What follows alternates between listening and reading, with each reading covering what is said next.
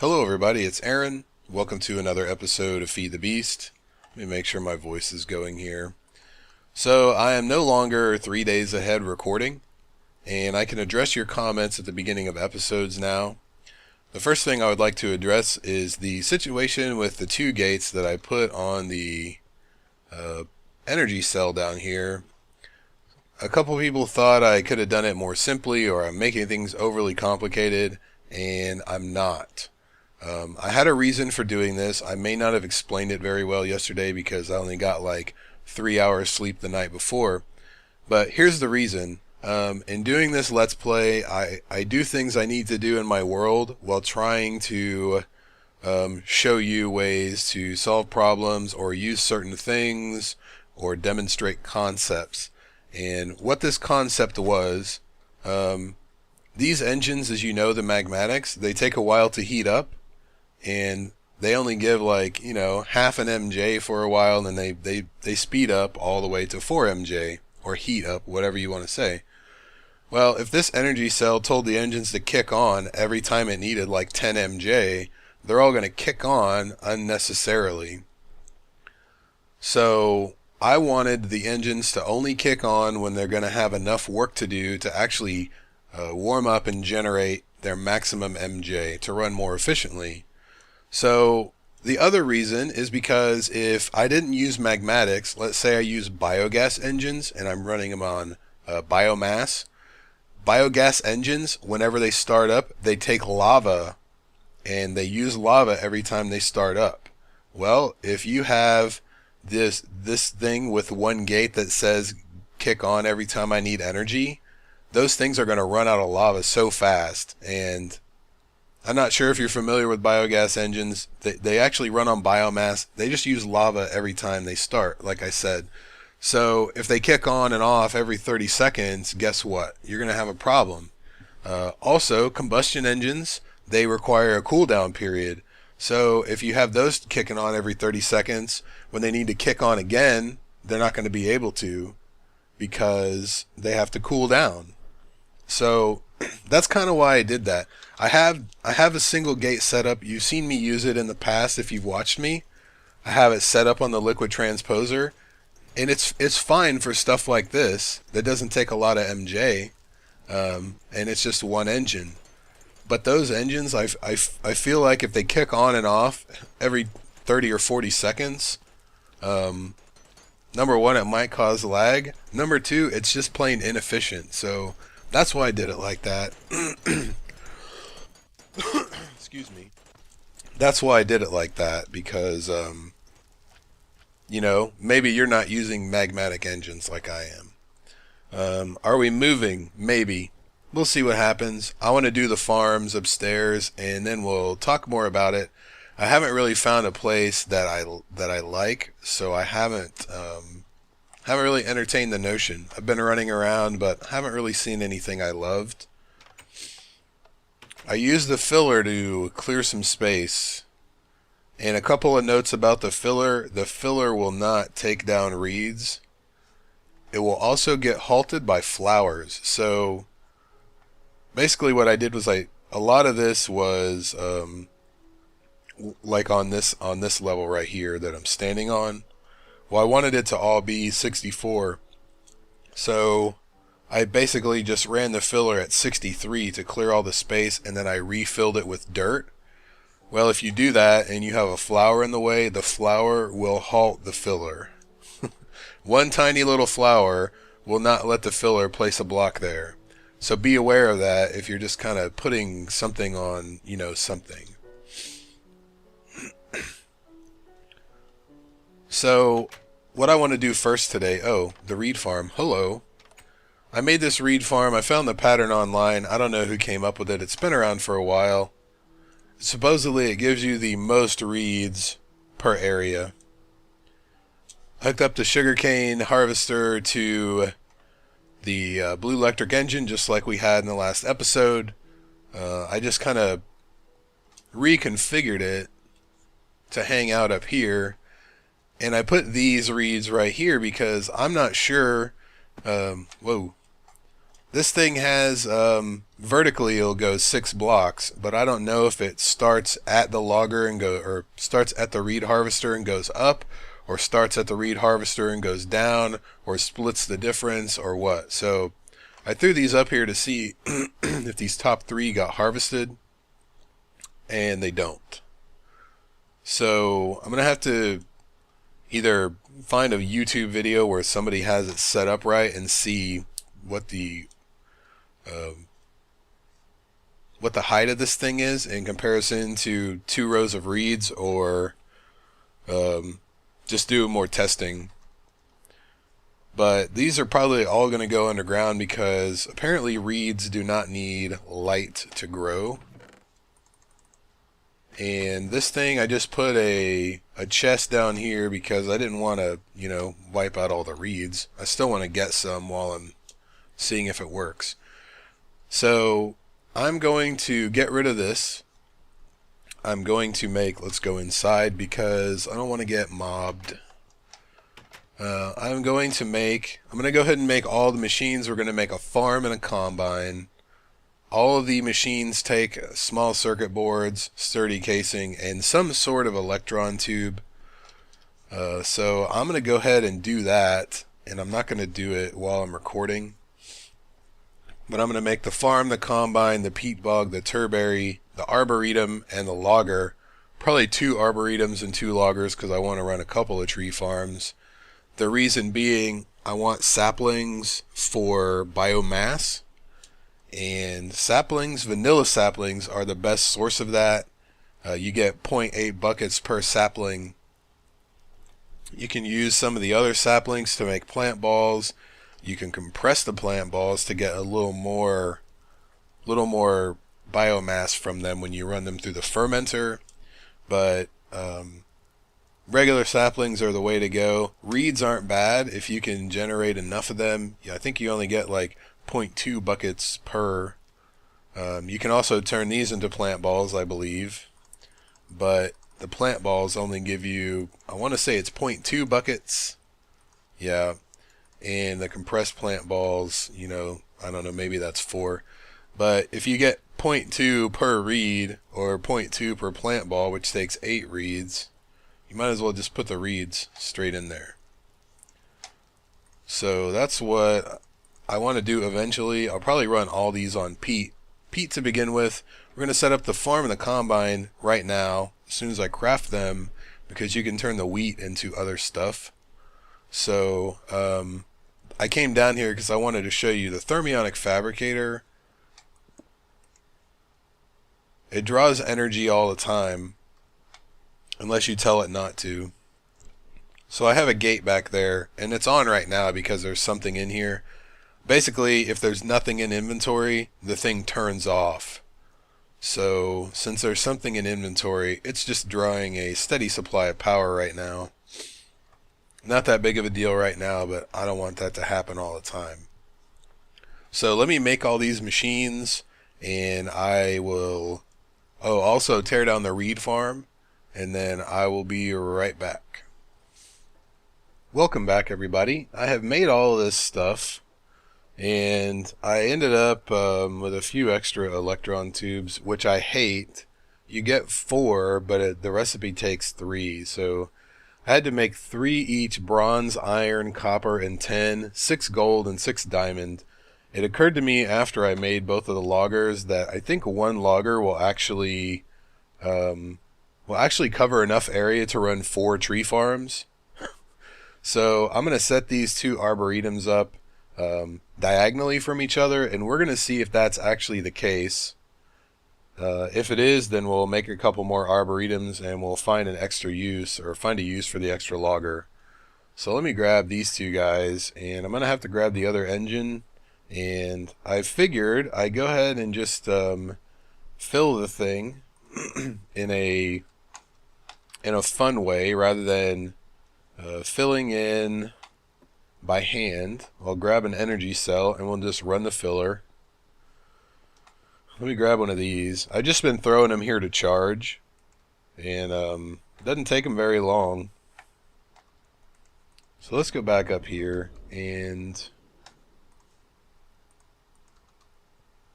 Here's my idea for filling this area. I didn't even tear down the reeds because once the water goes away, the reeds will actually disappear. So let's put one in this corner.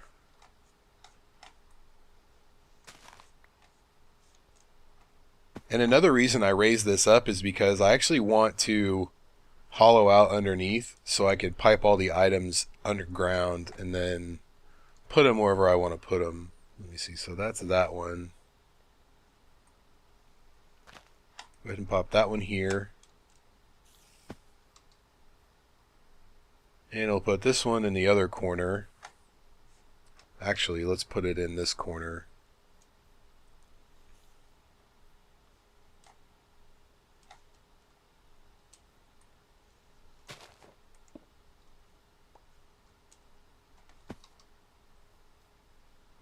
So if you have an area like this, the filler should fill in all the spaces it can with whatever material you give it.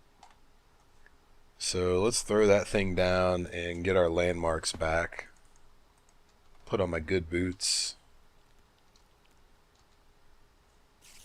Oh, maybe I already had them on.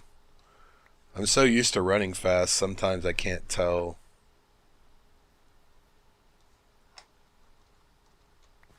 And I also can't fall down a hole. So when you fill something, obviously, you take your bricks and just put it in like this. And then, what's our energy cell set to? 3.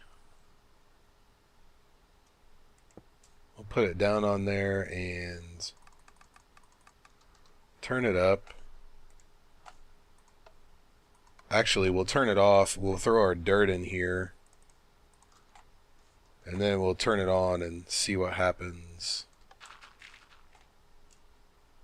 It just fills in all the spaces it can. And since there's no longer water, all the reeds just hit the ground. Beautiful. Then we pick up our filler and stuff and fill in our dirt hole right here. And then pick up all the laggy reeds.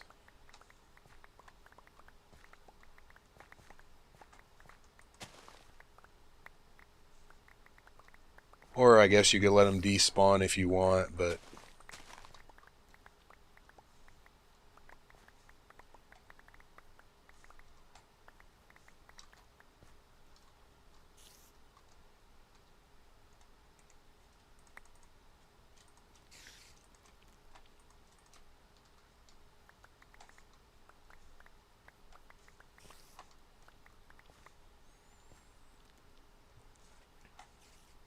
alright, so now that we've got those all picked up, our reed barrel is probably pretty full. Let me grab my other blue engine. We'll put the filler away because I don't think we're going to need that for a while.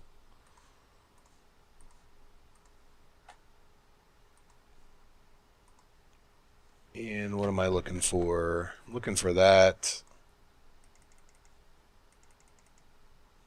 We'll bring 14 of those. How does that sound? And I probably should have another bucket of water because the thing needs... I think it puts the water there automatically. You have to put dirt in it. I could have sworn I had some seeds here. You definitely have to have seeds. I don't see them. Oh, I have a barrel for them. Good for me. I'm gonna grab 3 stacks to start. I don't remember how many it takes. And I don't remember the area of the wheat farm. But let's just put it, let me see. Do I have a torch? It's probably like 15 by 15 or something like that. Let's put it over here. I may have to adjust my world anchor a little bit. We'll put it 10 blocks over. And which one? This one probably plants. We'll see when we put it down. If it has the interface, it does. Dirt on the left, obviously, since the dirt sign is there. Seeds on the right. And I'm just going to hollow out a little area around it. And I'll decorate this later. Not worried about it right now.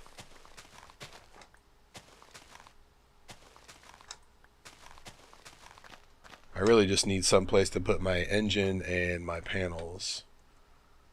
So I'm going to put one. I didn't bring the screwdriver either. I'm going to need one engine for this and one engine for the other thing. And I'm going to make a couple low voltage arrays and a few more electric engines to do this for now until we get the peat farm up and going. And so let's put the combine. The combine right there. And then we'll just put all our solar panels on this side.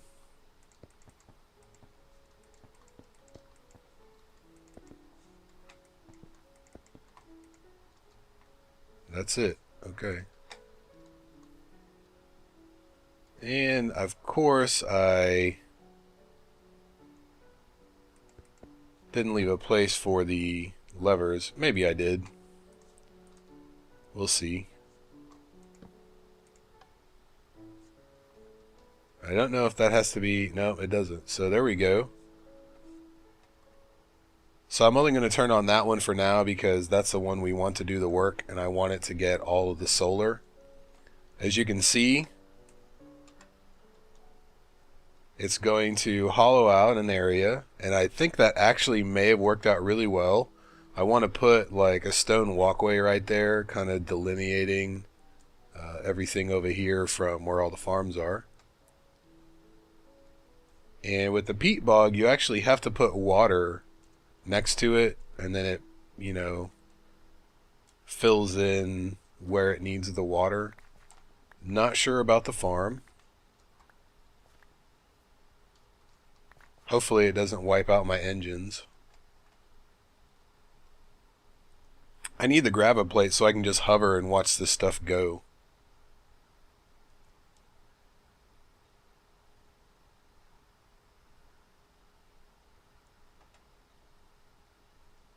Oh, look at that.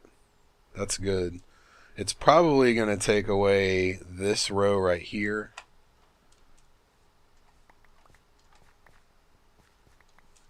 So let me just stand back and watch and shut up, and we'll watch this thing work.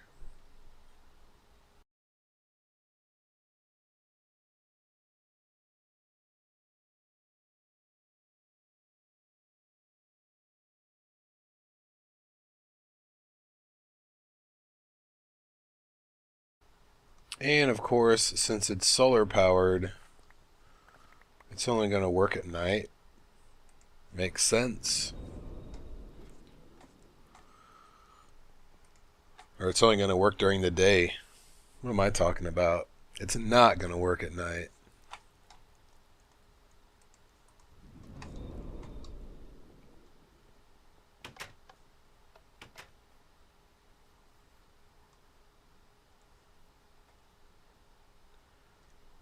So my plan is my tentative plan is this. I want to put all the farms at ground level. The ones that require water, I'm just going to make like a glass cover or something. Put it on the bottom so I can hollow out underneath and like still walk under there and do all of the sorting and moving items around and stuff like that underground, so that it's not all ugly and stuff on the surface. And really the only thing you should probably see are the machines, maybe a pipe here or there, since I'm going to have to feed these things. The logger spits certain things out of the top and other things out of the bottom, or the sides rather, not the bottom. So let's see if this thing does it. It looks like it's doing it. Let's see if it places the water. And you have to fill it with dirt initially. And it uses the dirt and it tills it. And you have to leave dirt in there, but that only it only uses it if something gets trampled. So It looks like it's actually putting the water where it needs to go. So that's pretty cool. And it should till those dirt blocks at some point. And it's already planting. So this is the pattern it's going to do. I'm going to let this go. And when we have some wheat to actually harvest, because I don't think this thing actually bone meals it. And actually, I can bone meal it. While that's working, I'll go grab some bone meal. And I'll bone meal a bunch of wheat. And then we can turn on, which one is it? The combine. And watch it, see what it does. Thought I had some bone meal around here. I didn't want to make a bunch more if I didn't need it. Yeah, there we go. Ash comes from peat-fired engines. I think you can actually use ash to make compost or fertilizer or something like that. So I am going to have to light up this area, and I'm probably going to have to fence it off so that mobs don't walk on the stuff. I'm not really sure about the rules when it comes to trampling farmland. I thought it only happened if you jumped on it. Not sure, but this actually worked out pretty well the way I put it all down. I don't know if that's because I've set up other farms and I just did it innately or what, but so everything's contained in this nice little square. And you can bone meal this. When we set up the arboretum, you'll see that when it plants trees on the, I'm going to say humus this time, when it plants the saplings on the humus, you cannot bone meal those. You have to use I think it's called a forester, and you have to make catalyst, and then that will actually make the trees grow. I don't know if that's really worth it for me. I would rather just have 4 different farms and 1 logger to take them all down, rather than putting all that power into that machine, because then you have to refill the catalyst all the time and stuff. Alright, so let's grab some Buildcraft pipes.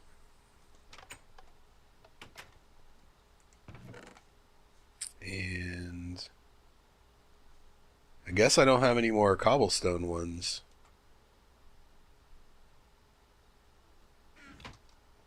Let's make some. I got glass here? No.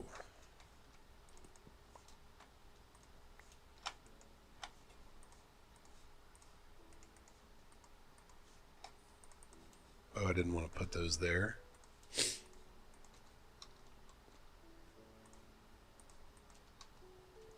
Alright.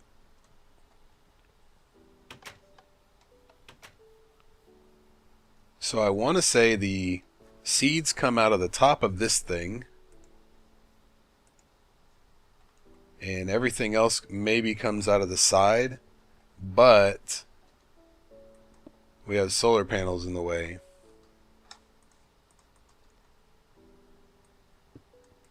So let's do that, and then we can run a pipe out of this side.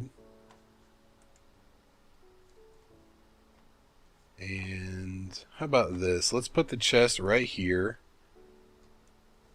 And then we'll just run a stone pipe right there, so that half of the seeds, or whatever the percentage is, goes one way and the other ones go the other way. So let's throw down a little bit more bone meal. You can see the farm is done.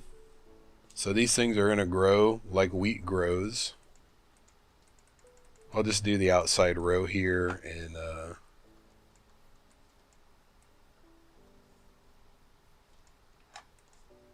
then we'll turn that thing on. I saw something in the new snapshot. Now bone meal doesn't instantly grow. It's like 7 stages of growth or something.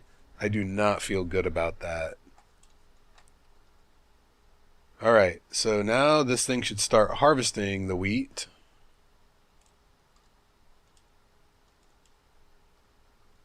I wish I could just sit right here.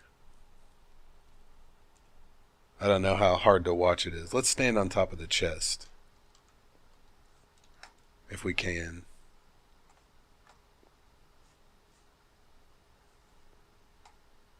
Well, wheat came out of the top.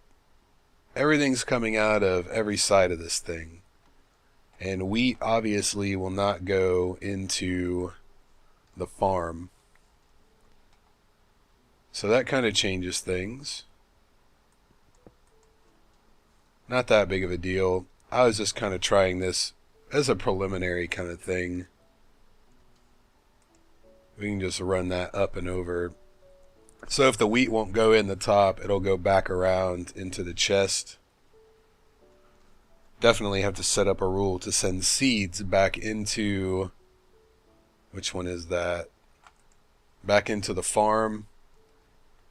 And then the excess seeds you can, I think you can squeeze them into seed oil. I actually wanted to see this thing working. It's working on this row first. So they're being harvested, and then the other machine replants all the seeds when there's a space for them. And that's why these machines use energy all the time, because they're constantly checking the area around them to see if they can do anything. And if and when they can, they do. If not, they just keep checking. So this is just a very basic setup. All the wheat goes to the chest. Some of the seeds go, and actually you could probably get rid of this pipe right here and it would work a little better.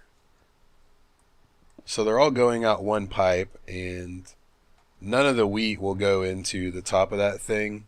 Some of the seeds will.